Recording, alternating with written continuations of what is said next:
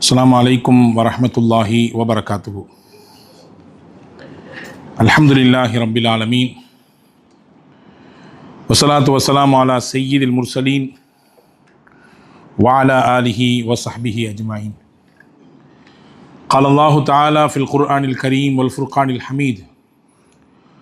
அஊது பில்லாஹி மினஷ் ஷைத்தானிர் ரஜீம். பிஸ்மில்லாஹிர் ரஹ்மானிர் ரஹீம். ஃபஸல்லி லிரப்பிக வன்ஹர்.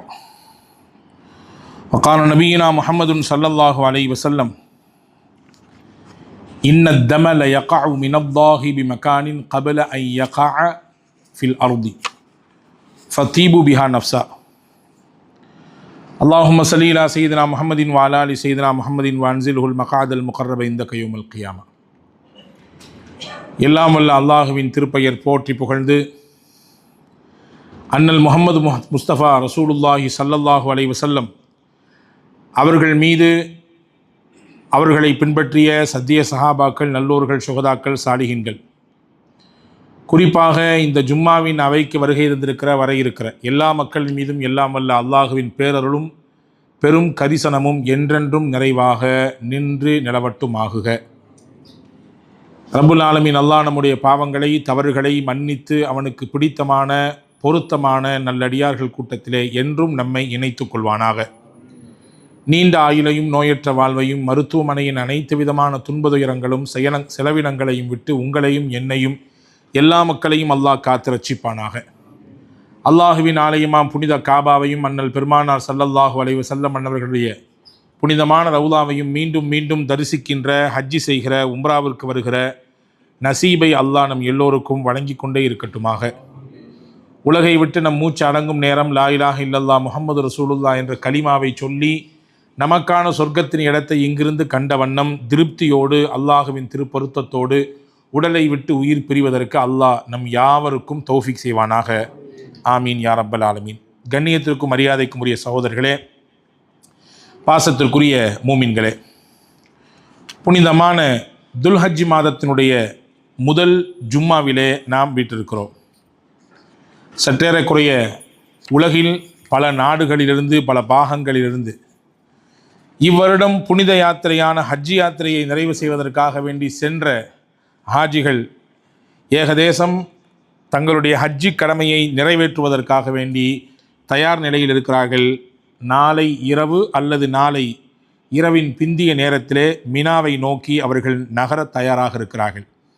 எல்லாம் வல்ல அல்லாஹ்விடத்திலே இந்த புனிதமான நாளினுடைய பரக்கத்தை கொண்டு மன நிறைவோடும் உற்சாகத்தோடும் வேண்டிக் கொள்வோம். இவ்வாண்டு ஹஜ்ஜிக்கு சென்ற எல்லா மக்களின் ஹஜ்ஜையும் அல்லாஹ் அங்கீகரித்து மப்ரூராக, மக்பூலாக ஆக்கி வைக்கட்டுமாக. கண்ணியமான சகோதரர்களே, துல்ஹஜ்ஜின் முதல் 10 நாட்கள் ரொம்பவும் முக்கியத்துவம் வாய்ந்த நாட்கள். அல்லாஹுவினால் அங்கீகரிக்கப்பட்ட நாட்களிலே முக்கியமான நாட்கள். அல்லாஹுவின் அருள் வேதம் அதை உறுதிப்படுத்துகிறது. வலையாலில் ஆஷிர், 10 இரவுகளின் மீது சத்தியம் என்று அல்லாஹ் ஒரு மகத்தான, அவனிடத்தில் கண்ணியமான இரவுகளாக இருக்கக்கூடிய அந்த 10 இரவை முன்வைத்து அதிலே சத்தியம் செய்து சொல்வதிலிருந்து அறிஞர் பெருமக்கள் அந்த 10ம் இந்த துல்ஹஜ்ஜினுடைய முதல் 10 நாட்கள் தான் என்று நமக்கு உறுதிப்படுத்துகிறார்கள். எனவே அந்த நாட்களில் இருக்கிறோம். அந்த நாட்களினுடைய ஒரு ஜும்மாவிலே நாம் வீற்றிருக்கிறோம். எதிர்வரக்கூடிய 2 முக்கியமான விஷயங்களை நாம் இந்த ஜும்மாவின் உரையின் ஊடாக உங்களுடைய கவனத்திற்கு தர இருக்கிறோம். முதல் விஷயம், இந்த 10 நாளுமே நோன்பு வைப்பதற்கு மிகவும் தகுதிமிக்க நாட்கள். ரசூலுல்லாஹி ஸல்லல்லாஹு அலைஹி வஸல்லம் ஹதீதுகளிலே வந்திருக்கிறது, துல்ஹஜ் மாதத்தினுடைய 1வது பிறையிலிருந்து 9வது பிறை வரை நோன்பு இருந்திருக்கிறார்கள். தொடர்ச்சியாக நோன்பு இருந்திருக்கிறார்கள். இப்போ இந்த 9 நாட்களுமே அதிகமான நோன்புக்கும் அதிகமான நல்ல வணக்க வழிபாடுகளுக்கும் அல்லாஹ்விடத்தில் எடுத்து காட்டப்பட்டு அல்லாஹ்விற்கு பிடித்தமான அமலாக அல்லாஹ்விடத்தில் அங்கீகரிக்கப்படுவதற்கான நாட்களாக இதை நமக்கு இஸ்லாம் வரையறுத்து தந்திருக்கிறது. அதிலும் முக்கியமாக இந்த 10 நாளில் 9வது நாளாக இருக்கக்கூடிய அரஃபாவுடைய தினம். அரஃபாவுடைய தினம் எது என்பதிலே பல்வேறு குழப்பங்கள் இன்றைக்கு சமூக வலைதளங்களிலே ஓடிக்கொண்டிருக்கிறது. இஸ்லாமிய மக்களிடத்திலே பிரபலமாக அது பேசுபொருளாகவும் மாறியிருக்கிறது. ஒன்றை மட்டும் நீங்கள் தெளிவாக புரிந்து கொள்ளுங்கள். அரஃபா நாள் உலகத்தில் எங்கே நீங்கள் இருந்தாலும் சரிதான், உலகத்தில் நாம் எங்கே இருந்தாலும் சரிதான், துல்ஹஜ்ஜி மாதத்தின் 9வது நாள் எதுவோ அதுதான் நமக்கான அரஃபாவின் நாள். நமக்கு துல்ஹஜ்ஜி மாதம் 9வது நாள் எது, அதுதான் இங்கே விஷயம். ஹஸரத் ரசூலுல்லாஹி ஸல்லல்லாஹு அலைஹி வஸல்லம் அவர்களுக்கு ஹிஜ்ரி 9வது ஆண்டு ஹஜ்ஜி கடமையாகிறது. ஹிஜ்ரி 10ஆம் ஆண்டு தான் பெருமானார் ஸல்லல்லாஹு அலைஹி வஸல்லம் தங்களுடைய ஹஜ்ஜை நிறைவு செய்தார்கள். ரசூலுல்லாஹ் வாழ்க்கையில் ஒரு ஹஜ்ஜி தான் செய்திருக்கிறார்கள், 4 உம்ராக்கள் செய்திருக்கிறார்கள். அந்த ஒரு ஹஜ்ஜும் ரசூலுல்லாஹ் தன் வாழ்க்கையின் கடைசி கட்டத்தில் அந்த வருடத்திற்கு பிந்திய வருடம், அடுத்த வருடம் பெருமானார் இந்த உலகத்திலே இல்லை. ரசூலுல்லாஹ் செஞ்ச ஹஜ்ஜி அதுக்கு அடுத்த வருஷம் ஹஜ்ஜி வருமல்ல, அந்த வருஷத்தில் பெருமானார் அந்த உலகத்தில் இல்லை. இப்போ நபிகள் நாயகத்தினுடைய முதல் ஹஜ்ஜும் அதுதான், இறுதி ஹஜ்ஜும் அதுதான். ஹிஜ்ரி 10ஆம் ஆண்டு பெருமானார் ஸல்லல்லாஹு அலைஹி வஸல்லம் ஹஜ்ஜி செய்தார்கள். அதற்கு முந்தைய ஆண்டே ஹஜ்ஜி கடமையாகிவிட்டது. அந்த ஆண்டு ஹஜ்ஜிக்கு பெருமானார் போகவில்லை. அந்த ஆண்டு 9வது நாள் பெருமானார் அரஃபாவுடைய நோன்பை நோற்றிருக்கிறார்கள். ஹதீஸில் வருகிறது, பெருமானார் ஸல்லல்லாஹு அலைஹி வஸல்லம் கான நபி ஸல்லல்லாஹு அலைஹி வஸல்லம், பெருமானார் ஸல்லல்லாஹு அலைஹி வஸல்லம் 3 முக்கியமான விஷயங்களை 3 முக்கியமான நாட்களிலே நோன்பிருப்பதை வழக்கமாக கொண்டிருந்தார்கள். அதிலே ஒன்று யசூமு திஸ்அ தில்ஹிஜ்ஜா, துல்ஹஜ்ஜி மாதத்தின் 9வது நாள் நோன்பிருந்தார்கள். வ யௌம ஆஷூரா, முஹர்ரம் மாதத்தினுடைய 10வது நாள் நோன்பிருந்தார்கள். வ ஸலாஸத ஐயாமி மின் குல்லி ஷஹர், ஒவ்வொரு மாதமும் 3 நாட்கள் நோன்பிருப்பார்கள். 13, 14, 15 பிறை கணக்கிலே இந்த 3 நாட்களும் ரசூலுல்லாஹ் நோன்பிருப்பார்கள் என்று ஹஸரத் ரசூலுல்லாஹ்வை பற்றி சஹாபாக்கள் சொல்லக்கூடிய இந்த ஹதீஸ் அபூ தாவூத் என்கின்ற நூல் கிரந்தத்திலே பதிவாகி இருக்கிறது. இப்போ ரசூலுல்லாஹ்வினுடைய வழக்கம் என்னவென்றால், நபிகள் இருந்த அந்த ஒரு ஆண்டு துல்ஹஜ்ஜி மாதத்தின் 9வது நாள் நோன்பிருந்தார்கள். அப்போ நமக்கும் அதுதான் கணக்கு. துல்ஹஜ்ஜின் 9வது நாள் நாம் நோன்பிருப்பது ஒரு சுன்னத்தான விஷயம். அரஃபா நாள் என்பது அந்த 9வது நாள் தான். அல் குர்ஆனிலே மிகவும் முக்கியத்துவம் வாய்ந்த வசனங்களில் ஒன்றாக பார்க்கப்படுகிற அல் யௌம அக்மல்து லக்கும் தீனக்கும் வ அத்மம்து அலைக்கும் நிஅமதி வ ரலீது லக்குமுல் இஸ்லாம தீனா, இன்றைய நாள் உங்களுக்கு இந்த மார்க்கத்தை நாம் சம்பூரணப்படுத்திவிட்டோம், என்னுடைய அருளை, என்னுடைய அருள் கொடைகளை உங்கள் மீது நாம் பரிபூர்ணமாக்கிவிட்டோம், உங்களுக்கு நேர்வழி காட்டக்கூடிய மார்க்கமாக, தீனாக இஸ்லாத்தை நான் பொருந்தி கொண்டேன் என்று சொல்லக்கூடிய அல்லாஹுவின் வார்த்தை இறங்கிய நாள் அந்த அரஃபாவுடைய நாள் தான். அரஃபாவுடைய நாளை பற்றி ஹஸரத் சய்யிதத்துனா ஆயிஷா ரலியல்லாஹு தஆலா அன்ஹா அவர்கள் சொல்கிறார்கள், ஹதீதுகளிலே வந்திருக்கிறது, பெருமானார் ஸல்லல்லாஹு அலைஹி வஸல்லம் சொன்னார்கள், மாமின் யௌமின் அக்ஸர மின் ஐ யஅதிகல்லாஹு ஃபீஹி அப்தம் மினன் நாரி மின் யௌமி அரஃபா, அரஃபாவுடைய நாளிலே அல்லாஹு தாலா நரகத்திலிருந்து எக்கச்சக்கமான மக்களுக்கு விடுதலை கொடுக்கிறான். அது மட்டுமல்ல, அந்த அரஃபாவுடைய நாளிலே அல்லாஹ் மலக்குகளை தன்னோடு நெருக்கி கொண்டு அவர்களிடத்திலே மனிதர்களை பற்றி, அந்த அரஃபா நாளிலே செய்யப்படக்கூடிய நல்லமல் செய்யக்கூடிய அந்த மனிதர்களை பற்றி பெருமையோடு பேசுகிறான் என்று நபிகள் நாயகம் ஸல்லல்லாஹு அலைஹி வஸல்லம் சொல்லி தந்த ஹதீதை நாம் பார்க்கிறோம் ஹஸரத் ஆயிஷா ரலியல்லாஹு தஆலா அன்ஹா அவர்கள் வாயிலாக. இப்போ அல்லாவிற்கு மிகவும் பிடித்தமான நாளாக துல்ஹஜ்ஜி மாதத்தினுடைய 9வது நாள் அரஃபாவுடைய தினம் இருக்கிறது. எனவே தான் எந்த நாள் துவா செய்தாலும் அல்லாஹ் ஏற்றுக்கொள்வான். பெருமானார் ஸல்லல்லாஹு அலைஹி வஸல்லம் துவா செய்வதற்கு மிகவும் தகுதியான நாள் எது தெரியுமா? ரொம்ப சிறப்பிற்குரிய நாள் என்னவென்றால் அரஃபாவுடைய நாள் என்று அடையாளப்படுத்தினார்கள் பெருமானார். திர்மிதி ஷரீஃபிலே ஒரு ஹதீஸ் வந்திருக்கிறது, நபிகள் நாயகம் ஸல்லல்லாஹு அலைஹி வஸல்லம் சொன்னார்கள், ஹைரு துஆஇ துஆஉ யௌமி அரஃபா, துஆக்களிலேயே சிறந்த நாள், துஆ செய்வதற்கு மிகவும் தகுதிமிக்க நாள், மிகவும் சரியான நாளாக நான் எதை கருதுகிறேன் என்றால் அரஃபாவுடைய நாளை கருதுகிறேன்.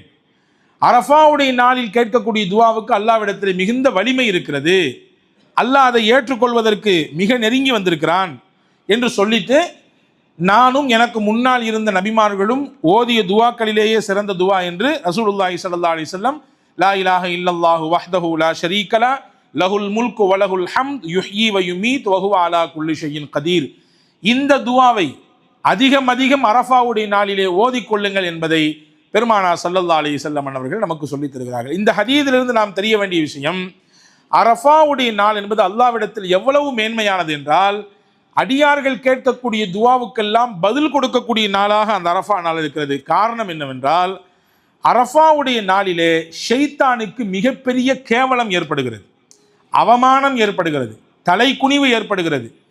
ஷைத்தான் ஏன் தலை குனிந்து போகிறான்? எதற்கு அந்த அவமானத்தை ஷைத்தான் சந்திக்கிறான்? 2 விஷயத்தை அந்த அரஃபா நாளிலே அவன் பார்க்கிறான். அரஃபாவுடைய நாளை 10ஓடு 11 அத்தோடு இது ஒன்று என்று கடந்து விடக்கூடாது. ஷைத்தானை அவமானப்படுத்தக்கூடிய நாளாக அரஃபா இருக்கிறது. ஷைத்தானுக்கு தலை குனிவையும் மிகப்பெரிய மன உளைச்சலையும் தரக்கூடிய நாளாக அரஃபாவுடைய நாள் இருக்கிறது. ஏன்னா 2 விஷயத்தை ஷைத்தான் பார்க்கிறான். அன்றைய தினம் அடியார்களின் மீது எல்லாம் வல்ல அல்லாஹ் இறக்கக்கூடிய அந்த அருளை பார்க்கிறான். எவ்வளவு அருளை இறக்குகிறான் இறைவன் இந்த நாளிலே. இதை கண்டு அவன் மனம் வெம்புகிறது, ஒரு விதமான நெருக்கடிக்கு அவன் உள்ளாகிறான். 2வது, அன்றைய நாள் அந்த குறிப்பிட்ட அரஃபாவுடைய நாளிலே அடியார்களினுடைய பாவங்களை எல்லாம் அல்லாஹ் மன்னிக்க தயாராகிவிட்டான். அவர்கள் கேட்கக்கூடிய பாவ மன்னிப்புக்கு அல்லாஹ் செவி சாய்க்கிறான். இத்தனை நாட்கள் செய்த பாவங்களுக்கெல்லாம் மன்னிப்பை அவன் தயாராக தர இருக்கிறான். இந்த 2ஐயும் பார்த்து தலையிலே மண்ணை அள்ளி போட்டுக்கொண்டு தலைதறிக்க அவமானத்தோடு ஓடுகிறான் என்று நபிகள் நாயகம் ஸல்லல்லாஹு அலைஹி வஸல்லம் சொன்ன ஹதீஸை ஹஜ்ரத் தல்ஹத் இப்னு உபைதுல்லாஹ் ரலியல்லாஹு அன்ஹு அவர்கள் அறிவிக்கிறார்கள். இந்த மாதிரியான அவமானத்தை, இந்த மாதிரியான தலைக்குனிவை ஷைத்தான் வருடத்தில் ஒரு நாள் சந்திக்கிறான். அதுதான் அரஃபாவுடைய நாள். அதற்கு முன்னால் அவன் சந்தித்த அவமானம் எது என்றால், பத்ருடைய யுத்த களத்திலே அவன் பார்த்தான். பத்ர் யுத்த களத்திலே ஜிப்ரீலை கொண்டு, மலக்குமார்களை கொண்டு அல்லாஹ் முஸ்லிம்களுக்கு உதவி செய்தான். பெருங்கொண்ட கூட்டத்தை, சிறிய படையை வைத்து அல்லாஹ் தோற்கடித்தான். அல்லாஹுவின் உதவி மலக்குமார்களின் வழியாக கிடைத்தது. அதை கண்டு வெதும்பி ரொம்பவும் சங்கடப்பட்டு தலையிலே மண்ணை தூக்கி போட்டுக்கொண்டு ஓடினான் என்று நபிகள் நாயகம் ஸல்லல்லாஹு அலைஹி வஸல்லம் சொன்னார்கள். அந்த பத்ர் நாளுக்கு பிறகு வருடா வருடம் இந்த அரஃபாவுடைய நாளிலே அவன் மிகப்பெரிய இழிவையும் அவமானத்தையும் சந்திக்கிறான் என்று நபிகள் பெருமானார் ஸல்லல்லாஹு அலைஹி வஸல்லம் சொல்லித்தார்கள். எனவே அரஃபாவுடைய நாள் முக்கியத்துவம் பெறுகிறது. ஷைத்தானுக்கு அவமானத்தை தரக்கூடிய நாள், ஷைத்தானுக்கு தலைக்குனிவை ஏற்படுத்தக்கூடிய நாள், அல்லாஹ் தன்னுடைய அருள் மலையை கொட்டக்கூடிய நாள், அல்லாஹ் அடியார்கள் செய்த பாவங்களுக்கெல்லாம் மன்னிப்பை பொதுவாக தரக்கூடிய நாள். நபிகள் பெருமானார் ஸல்லல்லாஹு அலைஹி வஸல்லம் இதையெல்லாம் கருத்தில் கொண்டுதான் அரஃபாவுடைய நாளிலே நோன்பிருங்கள் என்று கற்றுத்தந்தார்கள். அரஃபாவுடைய நாளிலே நோன்பிருங்கள். ஹஜ்ஜிக்கு சென்ற ஹாஜிகள் நோன்பிருக்க வேண்டாம். ஹஜ்ஜிக்கு செல்லாமல் ஊரிலே இருக்கக்கூடியவர்கள், ஹஜ்ஜிக்கு செல்லாமல் ஊரிலே நாடுகளிலே வசிக்கக்கூடியவர்கள் அரஃபாவுடைய நாளை நீங்கள் தவற விட்டு விடாதீர்கள், நோன்பிருங்கள் என்றார்கள். சஹாபாக்கள் போய் கேட்குறாங்க. முஸ்லிம் ஷரீஃபில் இந்த ஹதீஸ் வருகிறது. சுஇல ரசூலுல்லாஹி ஸல்லல்லாஹு அலைஹி வஸல்லம் அன் ஸௌமி யௌமி அரஃபத.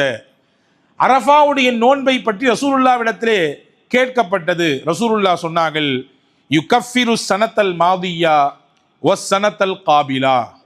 ஈராண்டுகளுக்கான மன்னிப்பை அந்த ஒரு நோன்பு பெற்றுத்தரும். கடந்துவிட்ட ஒரு வருடம், பின்னால் வரக்கூடிய ஒரு வருடம், இந்த வருடங்களிலே நடைபெறுகிற பாவங்களுக்கான மன்னிப்பாக, பிராய்ச்சித்தமாக அல்லாஹ் இந்த அரஃபாவுடைய நோன்பை வைத்திருக்கிறான் என்று நபிகள் பெருமானார் ஸல்லல்லாஹு அலைஹி வஸல்லம் அவர்கள் நமக்கு கற்றுத்தருகிறார்கள். ஆக முதல் விஷயமாக உங்கள் கவனத்திலே நான் வைப்பது, அரஃபாவுடைய நோன்பை குடும்பத்துடன் நோக்க வேண்டும். அரஃபாவுடைய நாளிலே போதிய அளவுக்கு அல்லாஹ்விடத்திலே பாவ மன்னிப்பு தேட வேண்டும். அரஃபாவுடைய நாளிலே அல்லாஹ்விடத்தில் கண்ணீர் விட்டு தௌபா செய்ய வேண்டும். அரஃபாவுடைய நாளிலே அல்லாஹுவின் சன்னிதானத்திலே அதிகமாக துவா செய்ய வேண்டும்.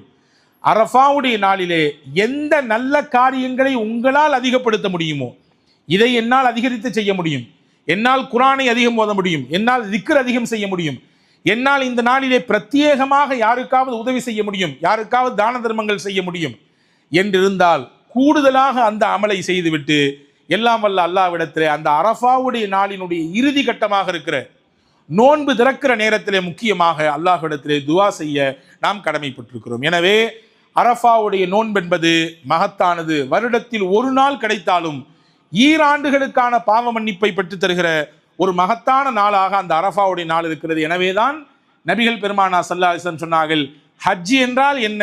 அரஃபாவில் தங்குவதுதான் ஹஜ் என்றார்கள். ஹாஜிகளுக்கு ஹஜ் என்றால் என்ன? 40 நாள் அங்கே இருக்கிறார்களே, 38 நாட்கள் இருக்கிறார்களே, 45 நாட்கள் இருக்கிறார்களே, அதுவெல்லாம் ஹஜ்ஜினுடைய கால அளவு அல்ல. ஹஜ்ஜின் காலம் என்பது அந்த குறிப்பிட்ட 5 நாட்கள் தான். 8வது பிறையிலிருந்து துவங்கி 12வது பிறை வரை, தேவைப்பட்டால் 13வது பிறை. துல்ஹஜ் மாதத்தினுடைய 8வது பிறையில் துவங்கி 12வது நாளினுடைய அசரோடு அல்லது 13வது நாளுடைய அசரோடு முடிந்து விடுகிறது. அதுதான் ஹஜ்ஜுடைய நாள். அந்த 5 நாட்களிலும் ரொம்பவும் முக்கியத்துவம் வாய்ந்த நாள் எதுவென்றால் அரஃபாவுடைய நாள், 9வது பிறை. அந்த 9வது பிறையில் தான் ஒட்டு மொத்த ஹாஜிகளும் அந்த அரஃபா மைதானத்திலே தங்குவார்கள், இறங்குவார்கள். அந்த நாளில் தான் நபிகள் பெருமானா சொன்ன ஒரு ஹதீதை உங்களுக்கு நினைவுபடுத்துகிறேன். யார் ஒருவர் பாவம் இல்லாமல் நன்மையை நாடி ஹஜ்ஜை செய்துவிட்டு வந்தாரோ, ரஜஅக யௌமின் வலதத்துஹு உம்முஹு, அன்று பிறந்த பாலகனாக தாயகம் திரும்புகிறார் அப்படின்னு ரசூலுல்லாஹ் சொன்னாங்கல்ல. அந்த அன்று பிறந்த பாலகனாக மாற்றக்கூடிய இடம் அரஃபா தான்.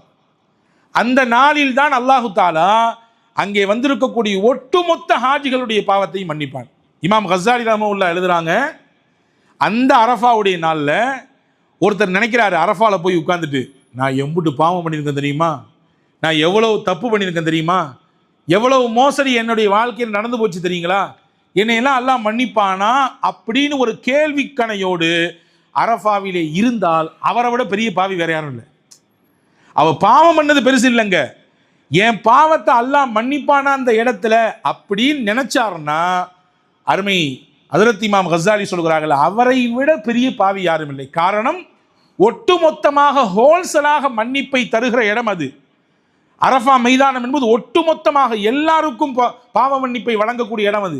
இந்த இடத்துல வந்து உட்கார்ந்து என் பாவத்தை அல்லாஹ் மன்னிப்பானா, நான் அவ்வளோ காலம் செஞ்சிருக்கேனே, இவ்வளோ அதிகமாக செஞ்சிருக்கேனே என்று நினைப்பதே தவறு, அப்படி எண்ணப்பாடு வருவதே தவறு என்பதை ஹஜ்ரத் இமாம் கஸாலி ரஹ்மத்துல்லாஹி சொல்றாங்க. எனவே அன்பான சகோதரர்களே, நாம் நியத் வைக்க வேண்டும், அந்த அரஃபாவில் போய் உட்கார்ந்து அல்லாஹ்விடத்திலே பாவ மன்னிப்பு தேட வேண்டும், அந்த அரஃபாவிலிருந்து தேட வேண்டும். அல்லாஹ் அதற்கு அடுத்தடுத்த ஆண்டுகளில் நமக்கு தௌஃபீக் செய்வான். இவ்வாண்டு இந்த வருடத்தினுடைய இந்த துல்ஹஜ்ஜிலே நமக்கு கிடைக்க இருக்கக்கூடிய அரஃபாவுடைய நாளை, 9வது நாளை நோன்பிருந்து நல் வணக்க வழிபாடுகள் செய்து அல்லாஹ்விடத்தில் அதிகமாக தௌபா இஸ்திக்ஃபார்கள் செய்து பாவ மன்னிப்பு கேட்டு துஆ செய்து அந்த நாளை பயனுள்ளதாக ஆக்கிக் கொள்ள வேண்டும். இது முதல் விஷயம். இரண்டாவது, இந்த உரையினுடைய 2வது பக்கமாக நான் இதை பார்க்கிறேன். குர்பானி என்கின்ற அமல், 10ஆம் நாள் நாம் செய்யக்கூடிய ஒரு அமல் தான் குர்பான். உதுஹியா என்று சொல்வார்கள் அரபியிலே. உதுஹியா என்றால் அறுத்து பலியிடுதல், அல்லாஹ்விற்காக வேண்டி நாம் கொடுக்கக்கூடிய அந்த பிராணியை பலியிடுதல். இது ரொம்பவும் முக்கியத்துவம் வாய்ந்த அமலாக இருக்கிறது. 10வது நாளோ அல்லது 11வது நாளோ அல்லது 12வது நாளோ 3 நாட்கள் நாம் இந்த அமலை செய்து கொள்ளலாம். நபிகள் ஸல்லல்லாஹு அலைஹி வஸல்லம் அன்னவர்கள் மதீனாவிலே 10 வருடம் இருந்தார்கள். 10 வருடம் ரசூலுல்லாஹ் விடாம செஞ்ச ஒரு அமல் குர்பான், உதுஹியா. ஒரு வருஷம் கூட மிஸ் பண்ணலை, ஒரு வருஷம் கூட தள்ளி வைக்கல, தொடர்ச்சியாக ரசூலுல்லாஹ் கொடுத்தார்கள். 2 ஆடுகள் கொடுத்தார்கள். ரசூலுல்லாஹி ஸல்லல்லாஹு அலைஹி வஸல்லம் கொடுக்கும்போது இப்படி சொல்லுவாங்க, ஒன்று எனக்கு, என் குடும்பத்துக்கு, இன்னொன்று என் உம்மத்தில் யாரெல்லாம் குர்பானி கொடுக்க முடியாமல் இருக்காங்களோ அவங்களெல்லாம் சேர்த்துக்கிறேன். ஒன்று எனக்கு, என் குடும்பத்துக்கு சேர்த்தி ஒன்று, இன்னொரு ஆடு இருக்குது, அது என்னுடைய உம்மத்தில், என்னுடைய சமூகத்தில் யாரெல்லாம் குர்பானி கொடுப்பதற்கு முடியாமல் இருக்கிறார்களோ, வாய்ப்பில்லாமல் இருக்கிறார்களோ அவர்களுக்கெல்லாம் சேர்த்து நானே கொடுக்கிறேன் என்று பெருமானார் ஸல்லல்லாஹு அலைஹி வஸல்லம் கொடுத்தார்கள். 10 வருஷம் கொடுத்தாங்க. இப்போ நபிகள் நாயகம் ஸல்லல்லாஹு அலைஹி வஸல்லம் தொடர்ச்சியாக செய்த ஒரு அமல் குர்பான். எனவே தான் நமக்கு குர்பானி என்பது இந்த துல்ஹஜ்ஜினுடைய 10ஆம் நாள், இந்த தியாக திருநாள் என்று அதுவும் ஒரு முக்கியத்துவம் வாய்ந்த அமலாக பார்க்கப்படுகிறது. எந்த அளவிற்கு முக்கியத்துவம் வாய்ந்த அமல் என்றால், குர்பானி கொடுப்பதற்கு வசதி வாய்ப்பு இருந்து உதுஹியா செய்வதற்கான எல்லா சாத்தியக்கூறுகளும் அவருக்கு இருக்கிறது, கொடுப்பதற்கு முடியும், ஆனால் கொடுக்கவில்லை. ஏன் கொடுக்கல, யார் பங்கிட்டு இருக்கிறா, அதெல்லாம் முடியுமா, சாத்தியமானிய காரியமா என்று யோசித்து தள்ளி விடுகிறார், அல்லது பார்த்து கொள்ளலாம் அடுத்த வருடம் என்று ஒத்தி வைக்கிறார்.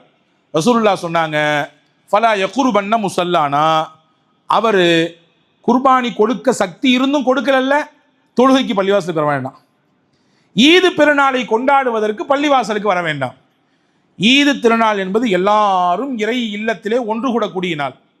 பள்ளிவாசலோ அல்லது பொதுவான மைதானமோ ஈதினுடைய ஈத்கா திடலோ எல்லாம் ஒன்று கூடி நம்முடைய மகிழ்ச்சியை, ஆனந்தத்தை முசாஃபஹாவின் வழியாக, முஆனகாவின் வழியாக, வாழ்த்துக்களை பரிமாறுவதன் வழியாக தெரிவிக்கக்கூடிய இடம் அது.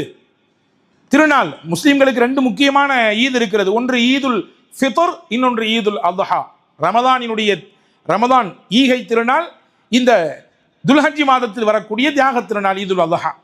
ரசூலுல்லாஹ் சொல்றாங்க, கொடுக்கிறதுக்கு சக்தி இருக்குல்ல உனக்கு, உன்னையால கொடுக்க முடியும் தானே, கொடுக்க முடிஞ்சும் கொடுக்கலன்னா உனக்கு என்ன பெருநாள் கேட்கிறாங்க. உனக்கு எதற்கு பெருநாள்? பெருநாளின் அடிப்படையே ஈகை தான். எனவே தான் 2 பெருநாளிலும் அல்லாஹ் கொடுப்பதை வைத்திருக்கிறான். அங்கே ஃபித்ரா கொடுங்கள் என்றான். ரமதான்ல ஃபித்ரா கொடுத்துட்டு பள்ளிவாசலுக்கு வாங்க. இங்க ஒரு சின்ன சேஞ்சு, ரமதான்ல கொடுத்துட்டு பள்ளிவாசலுக்கு தொழுக போகணும், இங்க தொழுதுட்டு போய் கொடுக்கணும், அவ்வளவுதான். அங்க கொடுத்துட்டு பள்ளிவாசலுக்கு தொழுக வாங்க. அப்படின்னா தான் நீங்க நோத்த 30 நாளினுடைய நோன்பு பரிபூரணம் அடையும்.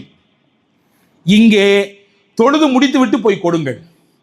கொடுக்கலன்னா உங்களுக்கு பெருநாளுக்கு அர்த்தமே இல்லை என்று பெருமானார் ஸல்லல்லாஹு அலைஹி வஸல்லம் அவர்கள் சொல்லி தந்தார்கள். அது மட்டுமல்ல, நாம் எல்லாரும் நாம் செய்த நன்மைகளை மட்டும் வைத்து சொர்க்கத்தை பெற்றுக்கொள்ள முடியாது, எட்டி பிடித்து விட முடியாது. அல்லாஹுவின் கரிசனம் வேண்டும், அல்லாஹுவின் திருப்பொருத்தம் வேண்டும்.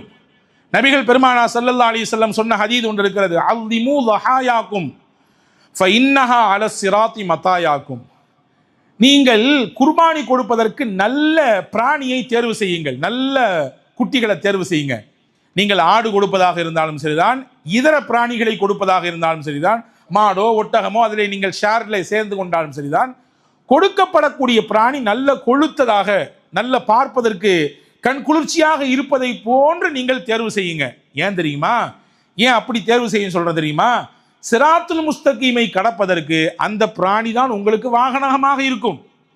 நீங்கள் அதில் ஏறித்தான் சிராத்துல் முஸ்தகீம் என்கின்ற பாலத்தை கடந்து சொர்க்கத்திற்குள் செல்ல போகிறீர்கள். எனவே நீங்கள் கொடுக்கக்கூடிய உதுகியாவுக்கும் சொர்க்கத்துக்கும் சம்பந்தம் இருக்குன்றாங்க ரசூலுல்லாஹ். நீங்க கொடுக்கக்கூடிய உதுகியா பிராணிக்கும் நாளை சொர்க்கத்தில் அதனுடைய சந்தோஷத்தை அடைவதற்குமான தொடர்பு இருக்குது. எனவே சர்வசாதாரணமாக கடந்து போயிடாதீங்க. இது எல்லாரும் கொடுக்குறவங்க கொடுப்பாங்க, வருஷம் வழக்கமாக கொடுக்குறவங்க கொடுப்பாங்க, நம்ம என்ன புதுசாட்டு என்று ஒதுங்கி கொள்ளாதீர்கள். கட்டாயமாக அதை நிறைவேற்றுவதற்கு முன்வாருங்கள் என்று நபிகள் பெருமானார் ஸல்லல்லாஹு அலைஹி வஸல்லம் அவர்கள் சொல்லி தந்தார்கள். ஹதீஸிலே வந்திருக்கிறது, சஹாபாக்கள் பெருமானார் ஸல்லல்லாஹு அலைஹி வஸல்லம் இடத்திலே கேட்கிறார்கள், யா ரசூலல்லாஹ் மா ஹாதிஹில் அலாஹி, உதுகியானா என்னன்னு சொல்லுங்களேன் அப்படின்னு கேட்டாங்க. உதுகியாவை பற்றி என்னன்னு கொஞ்சம் எங்களுக்கு விளக்கம் சொல்லுங்கன்னு கேட்டாங்க. ரசூலுல்லாஹ் ஒரே வார்த்தையில் பதில் சொன்னாங்க. விலாவரியா பெரிய உரையெல்லாம் அங்கே ஆற்றவில்லை. சுன்னத அபீக்கும் இப்ராஹீம், உங்கள் தந்தை இப்ராஹீமின் சுன்னத்து அப்படின்னாங்க. உங்க தந்தை இப்ராஹீமின் சுன்னத் என்றார்கள். இப்போ நான் கேட்குறேன், ஆடை அறுப்பது மட்டும்தான் இப்ராஹீம் சுன்னத்தா? இப்ராஹிம் அலைஹிஸ்ஸலாமுடைய சுன்னத்து ஒரு ஆட்டை வாங்கி அறுத்துட்டோம், அதை பங்கிட்டுட்டோம், கொடுத்துட்டோம், அப்படி தானே? இப்ராஹிம் அலைஹிஸ்ஸலாமுடைய சுன்னத்து முடிஞ்சிருச்சா? அறுப்பது மட்டும் சுன்னத்தல்ல, அறுப்பதற்கு முன்னால் இப்ராஹிம் நபியினுடைய சிந்தனை எப்படி இருந்துச்சு? எதை தியாகம் செய்ய வந்தார், எதை தியாகம் செய்ய முன் வந்தார்? தான் பெற்ற பிள்ளையை, நீண்ட பல நெடுங்காலமாக பிள்ளையே இல்லாமல் தவமாயிருந்து பெற்ற பிள்ளை இஸ்மாயில். அல்லாஹ் கனவில் சொன்னான், கொடுக்க வந்து விட்டார். அல்லாஹ் சொன்னால் எதையும் செய்வேன், அல்லாஹ் சொல்லத்தான் வேண்டும், செய்வதற்கு உடனே தயாராகி விடுவேன் என்ற மனப்பக்குவத்தை இப்ராஹிம் அலைஹிஸ்ஸலாம் பெற்றிருந்தார். அந்த மனப்பக்குவம் தான் அல்லாஹ்வுக்கு பிடித்து போனது. நம்ம சொன்ன உடனே பெத்த பிள்ளைன்னு கூட பார்க்காம கையை பிடிச்சி இழுத்துட்டு போய் நமக்காக வேண்டி கொடுக்க கத்தியையும் வைத்து விட்டாரே. அல்லாஹ் தடுத்தான், சொர்க்கத்து ஆட்டை கொடுத்தான். அதற்கு பதிலாக இவரை அருங்கள், அறுப்பது மட்டுமல்ல, நீங்கள் செய்த இந்த தியாகம் என்னிடத்தில் ஏற்றுக்கொள்ளப்பட்டது என்பதின் அடையாளம், உலக அழிவு நாள் வரை இந்த அமல் தொடரும் என்றார். உலக அழிவு நாள் வரை இந்த அமல் தொடர்ந்து இருக்கும். சமுதாயத்தில் முஸ்லீம்கள் உலகத்தில் எந்தெந்த பாகங்களிலெல்லாம் இருக்கிறார்களோ எல்லாரும் இந்த அமலை செய்கிறார்கள் இல்லையா?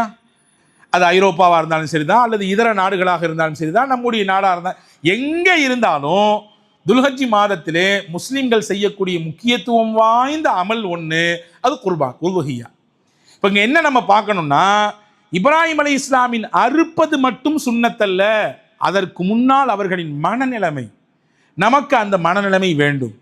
அல்லாஹ் சொன்னால் எதையும் செய்வேன், அல்லாஹ்வின் சொல்லுக்கு முக்கியத்துவம், அல்லாஹ் சொல்லிவிட்டால் எதையும் கொடுப்பேன், இந்த மனநிலையை தான் ரசூலுல்லாஹ் சஹாபாக்களுக்கு உருவாக்கி தந்தாங்க. இன்னைக்கு அந்த மனநிலையில் ஏற்பட்ட பலவீனம்தான் பல இடங்களிலே நாம் சறுக்கி நிற்கிறோம், பல விஷயங்களை இழந்து தவிக்கிறோம், பல்வேறு விதமான நெருக்கடிகள் நம்முடைய காலை போட்டு நசுக்கி கொண்டிருக்கிறது. ரசூலுல்லாஹ் சஹாபாக்களுக்கு இந்த ட்ரைனிங் தான் கொடுத்தாங்க. அல்லாஹ் சொன்னா கேட்கணும். அல்லாஹ் ஒரு விஷயத்தை சொல்லிட்டானா என் மனசு ஒன்று சொல்லுது, அதை தூக்கி வச்சுட்டு அல்லாஹ் சொல்றதுக்கு முக்கியத்துவம் கொடுக்கணும். அல்லாஹ் சொல்லிட்டா என் மனைவி ஒன்று சொல்றாங்க, மனைவியுடைய பேச்சை வச்சுட்டு அல்லாஹ் சொல்றதை கேட்கணும். அல்லாஹ் ஒன்று சொல்றான், என்னுடைய கடையினுடைய சூழல் ஒன்று சொல்லுது, கடையினுடைய சூழலை வச்சுட்டு அல்லாஹ் சொல்றதை கேட்கணும். அல்லாஹ் ஒன்று சொல்றான், என் பொருளாதாரம் இன்னொன்று சொல்லிக்கிட்டு இருக்குது, என்னுடைய காசு பணம் வேற ஒன்று சொல்லுது, அதை அப்படி வச்சுட்டு அல்லாஹ் சொல்றதை கேட்கணும். சுஹைப் ரூமி அப்படி ஒரு சஹாபி இருந்தாங்க. சுஹைப் ரூமி ரோம் தேசத்திலிருந்து இங்கே வந்தவர். மக்காவுக்கு வந்து இஸ்லாத்தை ஏற்றுக்கொண்டு ரசூலுல்லாஹி ஸல்லல்லாஹு அலைஹி வஸல்லம் அவர்களுக்கு பின்னால் சென்ற சஹாபாக்களுடைய பட்டியலில் ரொம்ப முக்கியமானவர் இவர். ரோம் தேசத்தை சேர்ந்தவர். இன்னைக்கு இருக்கக்கூடிய இத்தாலி போன்ற பகுதிகளிலிருந்து ஆரம்ப காலத்தில் இஸ்லாத்தை தெரிவதற்காக வேண்டி ஏற்றுக்கொள்வதற்காக வேண்டி வந்தவர் சுஹைப். பல சிரமங்களை பட்டார் மக்காவிலே. ஆனால் அவர் புத்திசாலி, நல்ல விவரமானவர், கைத்தொழில் தெரிந்தவர். அவர் கையுக்கென்று ஒரு வேலை இருந்தது. அவர் வாள் செய்ய தோங்கிவிட்டால் ரொம்ப அற்புதமாக செய்வார். போர்க்களத்திலே பயன்படுத்தக்கூடிய வாள், அந்த போர் ஆயுதங்கள், கவசங்கள் எல்லாம் அவருடைய கைக்கு அத்துப்படி. அவருடைய கை வண்ணத்தை போன்று வேற யாராலும் செய்ய முடியாது, அவ்வளோ அட்டகாசமாக செய்வார். அந்த தொழிலை செய்து செய்து மக்கா மன்றத்திலே அந்த பகுதியில் ரொம்ப பிரபலமானவாயிட்டார். அவர் கைக்குன்னு ஒரு டேஸ்ட் இருக்குங்கன்னு சொல்கிறோமா இல்லையா?